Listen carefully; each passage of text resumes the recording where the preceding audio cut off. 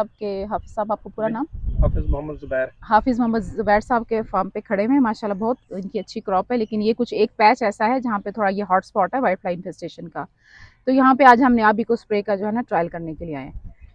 मैं हाफिज साहब को बता रही थी कि जो नियाब इको स्प्रे है ये बेसिकली हमने ऑर्गेनिक फार्मिंग को जहन में रखते हुए प्रमोट किया ना, क्योंकि हमारे मुल्क में बहुत अंधाधुंध पेस्टिसाइड्स यूज़ हो रही हैं ना, चाहे वो कोई क्रॉप है, कोई वेजिटेबल, कोई फ्रूट है।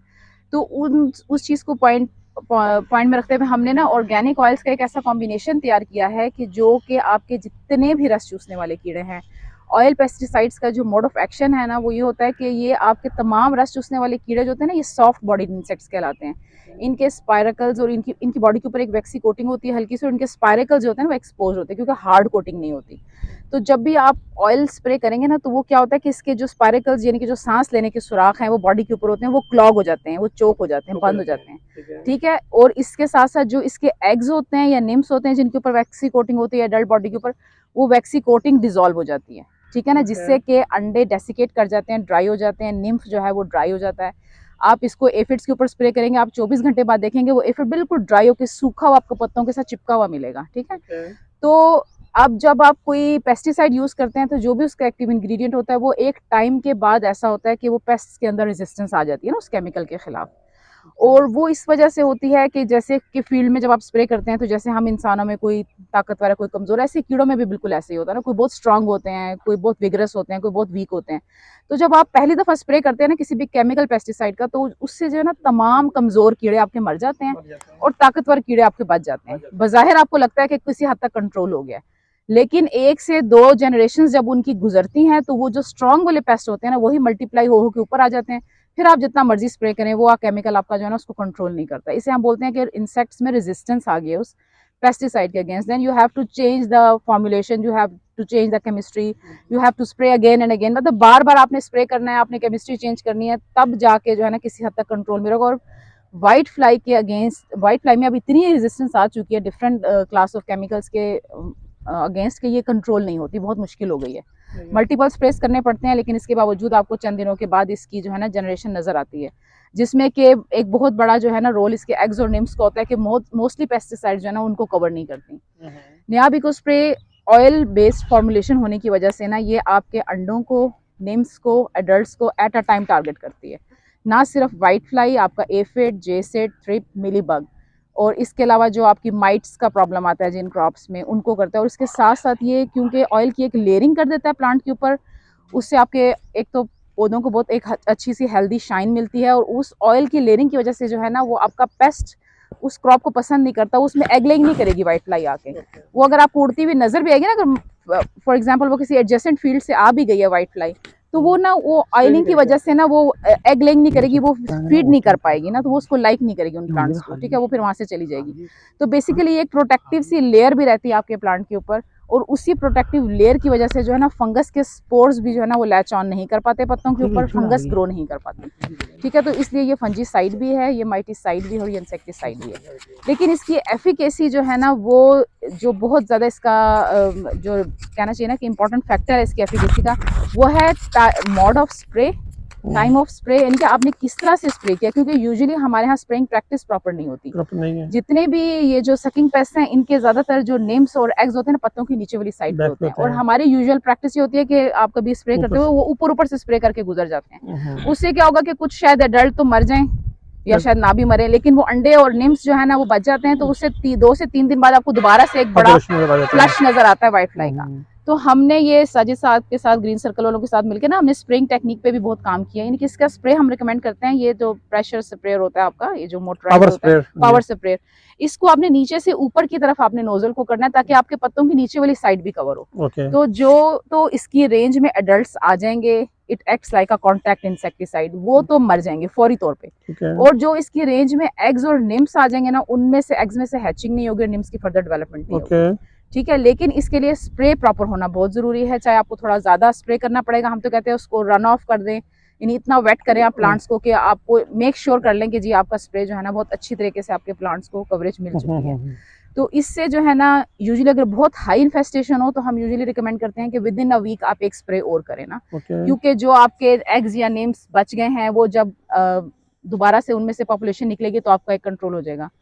और थर्ड स्प्रे जो है ना हम रिकमेंड करते हैं आफ्टर 2 वीक्स। वो हमें मतलब इतना हमें कॉन्फिडेंस है आपके वो उसका साइकिल ब्रेक हो जाता है। जब आप ये 3 स्प्रे करते हैं ना, ठीक है, एक फिर 7 दिन बाद, फिर एक 12 या 14 दिन बाद ना, तो उससे ये कि इसका साइकिल आपके एग्स और निम्स क्योंकि उसकी रेंज में रहते हैं, एडल्ट्स पहले ही कंट्रोल होते हैं, तो वो काफी हद तक आपको जो है ना 80 to 90% you can see the difference. Okay. तो मल्टीपल जनरेशन है ना वो आपकी कंट्रोल हो जाएंगी। पहली अडल्ट कंट्रोल हुआ, उसकी जो ओके, जनरेशन थी एग्स ने वो कंट्रोल हुए, फिर 15 दिन के बाद जो आप स्प्रे करेंगे तो जो निकले थे वो भी कंट्रोल हो गया, कंट्रोल हो जाएंगे। क्योंकि से एक लाइफ साइकिल है ना। अच्छा मैडम, यहाँ पे आपने जितनी डिस्कशन की है उससे मैं ये कंक्लूड कर पाया हूँ कि भी जहाँ तक प्रोडक्ट इम्पोर्टेंट है, प्रोडक्ट की एफिकेसी इम्पोर्टेंट है, वहाँ पे जो स्प्रेइंग टेक्निक है, स्प्रेइंग मेथड जो है वो बहुत ज़्यादा इम्पोर्टेंट है। और एग्लिंग स्पेशली जहाँ हमारा मेन फोकस है, क्योंकि वाइट फ्लाई है, बाकी भी पेस्ट भी है, बट वाइट फ्लाई सबसे डिस्टर्बिंग पोजीशन में है। तो जो व्हाइट फ्लाई के एग जो सारे के सारे पत्ते के निचले हिस्से पे हैं, तो नॉर्मली हम लोग भी प्रैक्टिस से कर रहे हैं कि हम साइड वाइज स्प्रे कर रहे होते हैं। अभी कुछ दिन पहले हम लोगों ने एक वीडियो बनाकर भी उसको सोशल मीडिया पे उन्होंने किया कि साइड से कैसे स्प्रे जा रहा है ताकि पत्तों के निचले हिस्सों को भी कवर करें। बट उसके बावजूद भी मैं अभी भी सेटिस्फाई नहीं हुआ कि जब हम साइड से स्प्रे भी करते हैं तो पत्तों की निचली साइड पे जो कवरेज है, जो प्रोडक्ट को पहुंचाना है, वो मैं समझता हूँ कि खासा प्रॉब्लमेटिक है और खासा तकनीक का हमल ये काम है। उसमें आपका पानी का जो क्वांटिटी है वो बहुत ज़्यादा आपको यूज़ करनी पड़ेगी। आपका पावर स्प्रे जो बड़ा एफिशिएंट होना चाहिए और उसका जो बार प्रेशर है वो भी इस लेवल का हो कि आपके पत्तों को और जो उसकी स्केरिंग है उसको भी डैमेज नहीं करे और नीचे से वो पेनिट्रेट भी कर जाए। तो क्या आपने कोई स्प्रेइंग तकनीक पे कोई ऐसा काम किया है कि कितने बार प्रेशर, कौन सा टैंक होना चाहिए, कौन सा नोजल होना चाहिए, कितने बार प्रेशर के ऊपर किस एंगल से स्प्रे होना चाहिए ताकि पत्तों को जो निचला एरिया जहाँ पे एग्लिंग ज़्यादा है वहाँ पे मैक्सिमम प्रोडक्ट को पहुँचाया जा सके? एक्चुअली इसमें ना सिर्फ प्रेशर की बात नहीं होती, इसमें ड्रॉपलेट साइज भी बहुत मैटर करता है ना, क्योंकि इसमें बिल्कुल हम ये रिकमेंड करते हैं कि फाइन मिस्ट होनी चाहिए। यानी वो जितनी फाइन मिस्ट होगी, जितना बारीक आपका जो है ना वो ड्रॉपलेट होगा, उतनी वो ज्यादा कवरेज देगा ना। अब डिफरेंट प्रेशर की मशीनें आती हैं, उनका डिफरेंट नोजल अभी हम आपको स्प्रे करके भी दिखाएंगे, इसकी डेमोन्स्ट्रेशन आपको दिखाएंगे।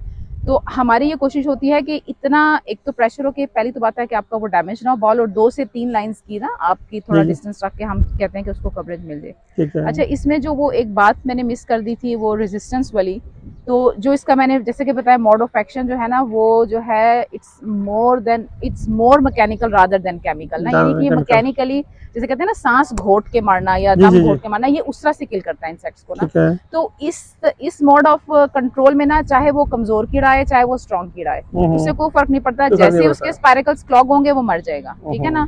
तो इसलिए जो है ना ये जो ऑयल फॉर्मुलेशंस सारी दुनिया में यूज की जाती हैं, इनके अगेंस्ट जो है ना इंसेक्ट्स में रेजिस्टेंस अभी तक नोट नहीं की गई। यानी रेजिस्टेंस डेवलप नहीं होती क्योंकि बेसिकली उसमें कोई ऐसा एक्टिव इंग्रेडिएंट तो है ही नहीं, केमिकल तो है ही नहीं, ठीक है ना। और इसकी सेफ्टी का मैंने आपको पहले भी बताया कि ये जो है आप मास्क के बगैर हम यहाँ खड़े हैं, अभी हम आपके सामने स्प्रे भी करेंगे और हम आपके सामने डेटा भी लेंगे, हम पत्तों को भी हाथ लगाएंगे, हम व्हाइट फ्लाई की मोर्टेलिटी भी आपको दिखाएंगे। तो इस चीज़ की बहुत ज़रूरत है हमारे मुल्क में कि ऐसे जो है माहौल दोस्त स्प्रे फॉर्मुलेशंस को जो है ना फार्मर्स में प्रमोट किया जाए ताकि उनकी अपनी भी हेल्थ सेफ्टी हो, एनवायरनमेंट की भी सेफ्टी हो, ठीक है ना। और इसके साथ साथ हमें एक ड्यूरेबल सस्टेनेबल क्रॉप जो है ना प्रोडक्शन भी हासिल हो। अच्छा, अब हम इसको कंक्लूड करते हैं कि जैसे हमारा मोड ऑफ एप्लीकेशन या मोड ऑफ स्प्रे अगर हम उसको आइडियल कर लें और उसको ज़्यादा ऑप्टिमाइज कर लें तो प्रोडक्ट की जो उसकी एफिकेसी है उसके ऊपर तो आपने खुद क्वेश्चन मार्क जो थे सब खत्म कर दिए हैं, ठीक है। तो हम क्या इसको बाकायदा तौर पर जितना हमारा स्पेशली कॉटन को फोकस करते हुए हमारा जो एफर्ड है, जेसड है, व्हाइट फ्लाई है, थ्रिप्स है, तो हम किस लेवल तक, किस परसेंटेज तक हम इसको पर रिलाई कर सकते हैं कि हम इस प्रोडक्ट को यूज़ करते हुए सारे के सारे पेस्ट को एफिशिएंटली कंट्रोल कर पाएंगे या कर सकते हैं कि हमें फर्दर जो एग्रो केमिकल्स हैं जो हार्श किस्म के हैं जो कि और उसके साइड इफेक्ट्स बहुत ज़्यादा हैं उससे हम अवॉइड कर सकें। अच्छा, इसमें ना क्योंकि डिफरेंट जो सकिंग पेस्ट है ना इनकी थोड़ा बहुत मॉड ऑफ बॉडी या जो शेप है, मॉर्फोलॉजी डिफरेंट होती है, इसलिए हम ये आल्दो फॉर्मुलेशन एक है लेकिन हम डिफरेंट कंसंट्रेशंस पे रिकमेंड करते हैं, ठीक है। व्हाइट फ्लाई तो बहुत ही नाजुक कीड़ा है और ये जब ये उड़ता है, अगर इसके जो है ना ये इसके रेंज में ही आ जाए तो इसके ऑयल की वजह से इसके विंग्स भी जो है ना वो डैमेज ब्लॉक हो हो जाते जाते हैं, और हैं। उसकी जो वैक्सी कोटिंग है वो एकदम से खत्म हो जाती है, ओके। जिसकी वजह से वो वाइट फ्लाई की फौरी मोर्टेलिटी जो है ना नजर आती है। लेकिन एफिड्स चूंकि वो सक्यूलेंट होता है पेस्ट, ठीक है ना, तो वो तकरीबन 24 आवर्स के बाद आपको रिजल्ट नजर आएंगे। ठीक है, इसी तरह मिलीबग के भी जो है ना आपको 24 to 48 आवर्स के बाद आपको पहले उसका कलर चेंज होता हुआ नजर आएगा, वो व्हाइट से वो वो थोड़ा सा हार्ड है ना, ठीक वो है। उसकी वैक्सी कोटिंग बहुत थिक होती है। मोस्टली पेस्टिसाइड जो है ना वो उसको कंट्रोल नहीं कर पाती क्योंकि वो पेनिट्रेट नहीं कर पाती, ओके। ठीक है ना। तो ये पहले उसकी वैक्सी कोटिंग डिसॉल्व करेगा, ठीक है। फिर उसके बाद जब वैक्सी कोटिंग उसकी डिसॉल्व होती है तो वो बहुत वल्नरेबल हो जाता है ना। ओके। तो उसके लिए हम तकरीबन 4 to 5% की डाइल्यूशन रिकमेंड करते हैं। ठीक व्हाइट है। फ्लाई के लिए हम 2 से स्टार्ट करते हैं, डिपेंड करता है, अगर बहुत हाई इन्फेस्टेशन हो तो हम 3 तक कहते हैं कि आप 2 to 3% जो है ना आपके क्रॉप को अच्छा कवरेज मिल जाएगा। और जो हमने कंट्रोल कंडीशंस में इसके एक्सपेरिमेंट किए हैं तो अप टू 4% हम गए हैं मैक्सिमम व्हाइट फ्लाई के लिए, और उससे जो है ना हमें 90% कंट्रोल मिला इन ग्लास हाउस कंडीशन, जिसने के 2 से 3 से 4 वीक तक वो उतना ही रहा है कि उसका ये मतलब इस बात का वो सबूत है कि उसमें निम्फ और जो अडल्ट है वाज नॉट प्रेजेंट। एग्स की जो है ना डेवलपमेंट फर्दर नहीं हुई है, फर्दर नहीं उसने हो वो रही थी। अपना जो है ना कंट्रोल को मेंटेन रखा है। हाँ, ओपन फील्ड में थोड़ा सिनेरियो डिफरेंट होता है क्योंकि इर्द गिर्द से आपकी जो है ना टोटल वो इन्फ्लक्स हो रहा होता है पेस्ट का, वो आ रहा होता है, तो उसमें ये होता है कि 80 to 90% तो हम क्लेम नहीं करते, लेकिन 75 to 80% फिर भी जो है ना आपको कंट्रोल मिलेगा। और 4% पे एफिड का आपको 100% कंट्रोल मिलेगा। हमने मेज पे इसके एक्सपेरिमेंट्स किए हैं, हमने टोमेटो पे इसके एक्सपेरिमेंट्स किए हैं, यानी कि क्योंकि वो एफिड जो इतना मोबाइल नहीं है ना, वो तो आपकी वो टेक्निक मोबाइल नहीं है, वो तो चुप बल्कि जाता है, जो स्टिक कर स्पॉट्स जाता है, जो आपको हॉट स्पॉट या कोई अगर आपको स्पॉट्स नजर, आप उसको फोकस करके स्प्रे करें ना, आप 24 घंटे बाद देखें वहाँ एक भी एफिड नहीं है। ये होगा, फिर नहीं होगा। ठीक है। तो 100% हमने एफिड पे तो इसका रिजल्ट लिया। इसी तरह मिलीबग भी चूंकि बहुत ज्यादा एक्टिव मोबाइल नहीं होता, ठीक है ना, तो व्हाइट फ्लाई चूंकि बहुत एक्टिव है, फ्लाइंग इंसेक्ट है, तो इसकी रेंज में तो आएगा तो मरेगा, और अगर इसकी रेंज में नहीं है जो एडल्ट आ रहा है वो फिर वो नहीं मरते ना, क्योंकि मरेगा ये नहीं। कॉन्टैक्ट इंसेक्टिसाइड की तरह काम करता है। तो ये थोड़ा सा ना इंसेक्ट्स के बिहेवियर से, उनकी इकोलॉजी और उनके लाइफ साइकिल के साथ ना हम इसकी डिफरेंट कंसंट्रेशंस रिकमेंड करते हैं, और उस पर हमें डिफरेंट फिर हम परसेंट ऑफ कंट्रोल भी जो है ना वो हमने अचीव अच्छा किया। थोड़ा सा यहाँ पर मैं जी ऐड करूँगी ना, जो आप एफिकेसी के लिहाज जी से जी। बात कर रहे हैं, उसमें ये है कि आपकी प्रॉपर मॉनिटरिंग व्हाइट फ्लाई के लिए बहुत ज़रूरी है। ओके। हाँ जी, क्योंकि जब अनचेक छोड़ देंगे ना आप, यानी कि आपने कहा मैंने एक स्प्रे कर लिया, 4 दिन बाद दूसरा कर लिया, वीक बाद तीसरा कर लिया, तो फिर ये जब बढ़ती है ना तो ये बहुत ज़्यादा तेज़ी से बढ़ती है, अगर कहीं से ये आपके फील्ड में एंटर हो गई है। तो इसके लिए ना आप मॉनिटरिंग अपनी रेगुलर रखेंगे। ठीक है। उसके लिए ये जो डिफरेंट टेक्निक्स हैं, एक तो आप खुद घूम फिर के देख सकते हैं, दूसरे फिर वो जैसे ये कार्ड्स वगैरह हैं हमारे, ये ठीक है, ये आप वहाँ से लगा आइडिया। सकते हैं। उससे फिर ये कि आपको ना अपने फील्ड की एग्जैक्ट सिचुएशन पता चलती रहेगी। ये नहीं कि अभी 5 बंदे आएंगे तो ये 5 एकड़ के या 20 एकड़ के फील्ड में वो कितना घूम लेंगे, कितना घूम लेंगे, ठीक है ना। तो वो फिर ये जो आपके मॉनिटरिंग टूल्स जो हैं ये बहुत इंपॉर्टेंट रोल प्ले करते हैं इसमें। चलिए अब मैं आखिरी क्वेश्चन करता हूँ इकोनॉमिक्स के हवाले से। जैसे हम आप लोग भी समझते हैं, जानते हैं, एसोसिएशन इंस्टीट्यूट सब का ताल्लुक है कि पाकिस्तान में कॉटन के हवाले से डिफरेंट क्रॉपिंग जोन्स हैं। कोई ऐसा है जहाँ पे मल्टी क्रॉपिंग एरिया जैसे लाइक बिहाड़ी है, खानेवाल है, और इसके एडजेसेंट डिस्ट्रिक्ट्स हैं, एरियाज़ हैं, यहाँ पे इंफेस्टेशन जो है अपना सकिंग पेस्ट की बहुत ज़्यादा है। कुछ या ड्राई एरिया जैसे हमारा ये चोलिस्तान आ जाता है, डेजर्ट्स आ जाते हैं, यहाँ पे बहुत कम है, वहाँ पे 2 से 3 स्प्रेज के साथ या 4 स्प्रेज के साथ टोटल क्रॉप आपकी हार्वेस्ट हो जाती है, मैच्योर हो जाती है। यहाँ पे हम लोग देखते हैं कि समटाइम 15 to 20 स्प्रेज पर क्रॉप जो है हमें करना पड़ सकते हैं। तो आप इसको अज्यूम करते हुए कि हमें नॉर्मली इस एरिया जहाँ पे हम इस वक्त स्टैंड कर रहे हैं और ट्रायल लगाने जा रहे हैं, यहाँ के नॉर्मल क्रॉप के ऊपर भी हमें 8 to 10 वाइट फ्लाई को फोकस करते हुए हमें स्प्रे करने पड़ते हैं। तो आप क्या समझते हैं कि अगर हमें 8 से 10 स्प्रे या चलें इवन 6 पे आ जाएं तो हमारा इकोनॉमिक्स या हमारी जो एक्सपेंसेस हैं वो कहाँ तक, पर एकड़ एक्सपेंसेस कहाँ तक जाएंगे, या एक स्प्रे का मैक्सिमम डोज के ऊपर, एवरेज डोज के ऊपर, मिनिमम डोज के ऊपर हम इसके इकोनॉमिक्स को कहाँ पे कैलकुलेट कर पाएंगे? अगर तो आप इको स्प्रे के हवाले से मैं इको स्प्रे के हवाले से बात कर रहा हूँ। स्प्रे के हवाले से बात करूंगी कि इको स्प्रे की मैंने जैसे कि आपको बताया ना कि मिनिमम तो 3 स्प्रेस तो हम भी रिकमेंड करते हैं ना, इसका लाइफ साइकिल तोड़ने के लिए, जब इसकी इन्फेस्टेशन व्हाइट फ्लाई की बहुत हाई होती है। ठीक है, अगर व्हाइट फ्लाई की पॉपुलेशन अभी जस्ट स्टार्ट हुई है इन्फेस्टेशन और आप देख रहे हैं कि वो थ्रेशोल्ड लेवल से पर जस्ट पहुंची है, तो जस्ट उसका जो है ना आप एक स्प्रे करें, फिर 2 वीक तक आप वेट करें। मतलब just to be on safe side आप पेस्ट मॉनिटरिंग के लिए, जैसे कि मैडम ने बताया कि आप स्टिकी ट्रैप्स वगैरह लगाते रहें, तो ये हम तो जो है ना इसके 4 to 5 मैक्सिमम, हम इससे ज़्यादा हम रिकमेंड नहीं करते। इतने स्प्रेज में इंशाल्लाह आपका ये कंट्रोल हो जाना चाहिए। ठीक है। लेकिन अब जैसा कि आपने बताया कि अब आप एक अच्छी हेल्दी प्रैक्टिस कर रहे हैं, स्प्रे को टाइम से कर रहे हैं, लेकिन आपका कोई साथ वाला ग्रोअर है जिसने नहीं की, तो वो बाजू का जो है ना वो इन्फ्लक्स ऑफ पेस्ट हो जाता है, ठीक है ना। तो इसलिए मॉनिटरिंग का जो मकसद है सिर्फ ये नहीं कि आपने अपने फील्ड पे नजर रखनी है। मॉनिटरिंग एक इतना अच्छा टूल है कि ये जो स्टिकी ट्रैप्स है, ना सिर्फ ये मॉनिटरिंग है बल्कि कंट्रोल भी है। हमने अपने नायाब के फील्ड्स में जस्ट स्टिकी ट्रैप्स लगा के वाइट फ्लाई को कंट्रोल किया विदाउट अ सिंगल स्प्रे। हमने एक भी स्प्रे नहीं किया पूरे सीजन में हमने, लेकिन जहां हम 8 ट्रैप लगाते थे, 10 लगाते थे, वहां हमने 20 लगाए, 20 लगा दिए, ठीक है ना। क्योंकि एक ट्रैप के ऊपर आपको सैकड़ों, हजारों नहीं तो सैकड़ों, तो कम से कम ना 500-700 वाइट फ्लाई हमने खुद काउंट किए फिजिकली।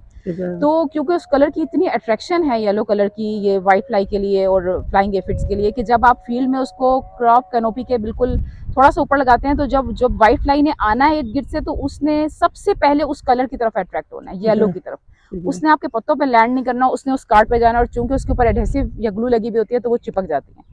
तो उसकी वजह से वो नेचुरली आपकी पॉपुलेशन डाइल्यूट आउट होना शुरू हो जाती है। जब वो आपके फील्ड में 20, 40, 50 कार्ड लगे हुए होंगे और उसके ऊपर एक एक कार्ड के ऊपर अगर आपको 500 या 400 या 200 फ्लाइज चिपक जा के मर रही हैं, तो आप खुद सोचें कि उसको इन्फेस्टेशन एग लेइंग का प्लांट के ऊपर टाइम नहीं मिलेगा। तो बेसिकली ये मॉनिटरिंग टूल भी है प्लस कंट्रोल टैक्टिक भी है ना। और इसी तरह ग्लास हाउसेज में, टनल्स में साजिद साहब का भी काम है, यानी कि ये बहुत अच्छा एक आपकी जो है ना, हम चाहेंगे कि जहाँ स्प्रे की तरफ लोग जाते हैं, लोग स्काउटिंग, मॉनिटरिंग, इन चीज़ों को भी जो है ना जहन में रखें कि क्योंकि फार्मर को जब बिल्कुल पत्ते जलने लग जाते हैं, जब फंगस उसके ऊपर सूटी मोल्ड आना शुरू हो जाता है, तब उसको होश आता है कि शायद अब वो धड़ाधड़ फिर जितने मर्जी स्प्रे करें, फिर वो वहाँ से कोई जो है ना वो 13 जुलाई है आज, और अभी क्रॉप का टेन्योर अभी काफ़ी लंबा भी पड़ा हुआ है।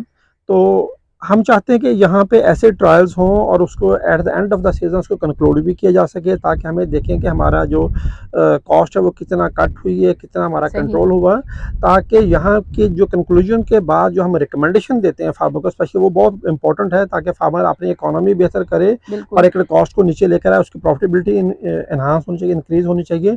तो अब इस स्टेज पे आप क्या समझती हैं कि हमें 3 स्प्रे रिकमेंड करती हैं, 4 करती है? मैं चाहूँगा कि जो हम ब्लॉक लें, जो सेक्शन लें, उसको हम प्रॉपर थ्रू आउट जो आपकी रिकमेंडेशन है 2 की, 3 की, 4 की, हम उसको लेकर चलें और उसके बाद कंक्लूड करें और फिर उसको आगे फर्दर हम लोगों के साथ चीज़ें शेयर करें। टू स्टार्ट विद तो हम 3 स्प्रेज रिकमेंड करते हैं, ठीक है ना। तो अब लेकिन 3 स्प्रे जो है, जैसे मैंने आपको बताया कि पहले आप एक स्प्रे करें, फिर आप 5 से 6 दिन बाद एक और स्प्रे करें, फिर तकरीबन 10 से 12 दिन बाद या एट 2 वीक्स इंटरवल आप एक और स्प्रे करें, ठीक है ना। लेकिन इसका ये मतलब नहीं है कि मैं कह रही हूँ कि 3 के बाद, लेकिन अगर आपकी इन्फेस्टेशन एक्सटर्नली हो रही है, फील्ड में आ रही है, तो मैं ये कहूँगी कि आप मॉनिटरिंग टूल जरूर यूज करते रहे, ताकि आपकी अपनी क्रॉप पे नजर है। ये नहीं कि आप 3 या 4 स्प्रे करने के बाद आप कहें जी अब तो मैडम ने कहा था और नहीं करना स्प्रे, तो हमने नहीं देखना, लेकिन आपने अपनी क्रॉप पे जो है ना बहुत क्लोज नजर रखनी है। और अगर जरूरत पड़े, maybe I don't know, शायद आपको 3 से 4 हफ्ते बाद एक स्प्रे और रिपीट करना पड़े, तो इतना है, नीड बेस हो जाएगा फिर ना। अगर जरूरत हो तो करें, ना हो जरूरत तो आप बेशक ना ट्रैप्स ही बढ़ा दें, वो ट्रैप्स के से भी काफी हद तक जो है ना आपकी जो है ना वो कंट्रोल हो जाएगा। ट्रैप्स जो है इकोनॉमिकल भी हैं, ठीक है ना, इजी टू जो है ना मैनेज भी हैं, क्योंकि आपको एक दफा कोई भी बंदा राउंड करे, वो एक लाइन में 3-4 ट्रैप देखेगा तो उसको काफी हद तक अंदाजा हो जाएगा कि क्या सिचुएशन है। और फिर जब उस पे आपकी जो थोड़ी मॉनिटरिंग से जो आपको आइडिया होगा, वो आपको बाकी क्रॉप को जो है ना उसको फील्ड को समझने में आसानी हो जाएगी कि भी आप जरूरत है कंडक्ट करें अभी हम लोग। जी जी बिल्कुल। पहले मैं थोड़ा सा बताना चाहूँगा जी कि आज मेरा नाम साजिद संधू है जी, ग्रीन सर्कल से मेरा तल्लक है, और आज हम इस फार्म पे जो ऑर्बिट सीड्स की एक ब्रीडिंग कैटेगरी है जहाँ पे हम आए हैं सारे। अच्छा, बहुत सारे खेत देखते हैं, बहुत सारी जगह चेक भी करते हैं। कॉटन के साथ जो है वो बड़ा पुराना तल्लक भी है, आजकल ज़रा कुछ कम हुआ वेजिटेबल की तरफ जाने से, पपीता की तरफ जाने से। अच्छा, इतनी हेल्दी क्रॉप और वो भी विहाड़ी जैसे इलाके के अंदर देख के यकीनन दिली खुशी होती है जी। और जिस खूबसूरत तरीके से आपने इसको मैनेज किया है, हर वैरायटी का एक अपना अपना जो है ना वो मैकेनिज्म है वो शो करने का। किसी के मोनोपोडियल ज़्यादा हैं, किसी के सिम्पोडियल ज़्यादा हैं, किसी का स्ट्रेचर बड़ा है, किसी की हाइट ज़्यादा हो जाती है, लेकिन यहाँ पे जितनी चीज़ें मैंने देखी हैं अभी तक इस एरिया में करते हुए, उनको वेल मैनेज करके रखा हुआ है, ये बड़ी अच्छी बात है। हाँ, इसमें हम लोग ऐसे करते हैं कि अगर से कि पहली चीज़ तो ये होती है हमारा कि ब्रीडिंग सेक्शन को देखते हुए कि जो हमारी जनरेशन होती है ना, F2 जनरेशन को इकट्ठा लेकर आया जाए, 3 को 3 के साथ, 4 को 4 के साथ, नंबर 1। और नंबर 2 फिर दूसरी चीज़ हम मैंने ऐसे करते हैं कि अगर हमारा कोई मटेरियल शॉर्ट स्ट्रक्चर है, तो शॉर्ट स्ट्रक्चर का जितना मटेरियल है वो एक ही ब्लॉक, एक सेक्शन में हम उसको मैनेज कर लेते हैं। मीडियम स्ट्रक्चर का तो उसको मीडियम वाले साइज पे ले गए, ताकि जब हम डेटा ले रहे होते हैं, अगर आपने करते हुए एक टॉस स्ट्रक्चर लगा दिया, कुछ छोटा ब्लॉक, उसके एकदम से शॉर्ट स्ट्रक्चर आ गया तो उसके अंदर दब जाता है, और वो जो पौधे की परफॉर्मेंस होती है वो मैं समझता हूँ कि शेडोड हो जाती है, वो पता नहीं चलता। तो हम लोग कोशिश ये करते हैं कि जब हम लोग इसकी सारी सोइंग लेआउट बना रहे होते हैं तो शॉर्ट स्टिचर को शॉर्ट स्टिचर के साथ इकट्ठा रख रहे होते हैं, मीडियम को मीडियम के साथ, लॉन्ग टॉस स्टिचर को या वेरी लॉन्ग ड्यूरेशन की जो वैराइटीज़ है उसको लॉन्ग के साथ रख रहे होते हैं। उससे ये होता है कि चीज़ों को मैनेज करने में और फिर फिजिकली दिखने में भी नफासत भी नज़र आती है, और मैनेज करना और डेटा टेकिंग जो होता है, आपकी ऑब्जर्वेशन बड़ी स्ट्रॉन्ग हो जाती है। बहुत अच्छा है। मैं देख रहा हूँ कि मतलब जिस तरीके से वेल मैनेज इसको किया गया है ना, मतलब ऑलमोस्ट 9 के बराबर जड़ी बूटियां होना, गोडी वेल प्लान हो जाना, फिर कीड़े इसके ऊपर कंट्रोल होना। अच्छा देखिए, एक थ्रेशोल्ड लेवल भी है हर तरफ, जिस तरह वाइट फ्लाई अभी फैली भी हुई है, तो हो सकता है कि एक आध ब्लॉक के अंदर थोड़ी बहुत वाइट फ्लाई मौजूद भी हो। डेफिनेट हमने इस क्रॉप को एक आम जिम्मेदार की तरह भी संभालना है कि अगर उसके पास प्रॉब्लम आता है तो सोल्यूशन क्या होगा। सोल्यूशन क्या होगा, हमने दोनों तरीके से लेके चलना है, अच्छा तरीन भी रखना है और जिम्मेदार के हिसाब से भी उसको लेके चलना है। तो यहाँ पे जो खड़ी फसल है जी, मतलब मुझे देख के तो ये फील होता है कि इससे अच्छा बीज भी बनेगा और पाकिस्तान का अच्छा फ्यूचर भी बनेगा इंशाल्लाह ताला। ये जो हमने बहुत बड़ा डिप्रेशन एक देखा है ना कॉटन का, कि हमने 14 मिलियन बेल से कम हो गए, हम 4.9 या 4.8 तक पहुंचे हैं। तो आने वाले दिनों में ब्रीडर्स की, फार्मर्स की और तमाम ऑर्गेनाइजेशन की अगर मुश्तरका मिल बैठक होगी ना, और वो किसानों के मसाइल को समझ के इसकी तरफ चलेंगे, तो यकीन करें पाकिस्तान का बड़ा ब्राइट फ्यूचर है कॉटन के अंदर। देखिए, अगर आप होप लूज कर देते हैं ना, शायद साहब आपने बड़ी खूबसूरत बात, अगर आप होप ही लूज कर देते हैं तो आपने क्या परफॉर्म करना और क्या आपने नेशन को सर्व करना। तो ये यहाँ पे हम खड़े हुए ना, आप ये देखें कि ये आने वाले 8, 10, 12 सालों की होप है मेरी, और मुझसे फिर ट्रांसफर होकर आगे नेशन के पास और फार्मर्स के पास जाएगी डेफिनेट। और एक एक प्लांट मुझे बोल के बता रहा होता कि मुझे देखो, मैं ये देखो, मैं फ्यूचर हूँ, मैं फ्यूचर हूँ आपका।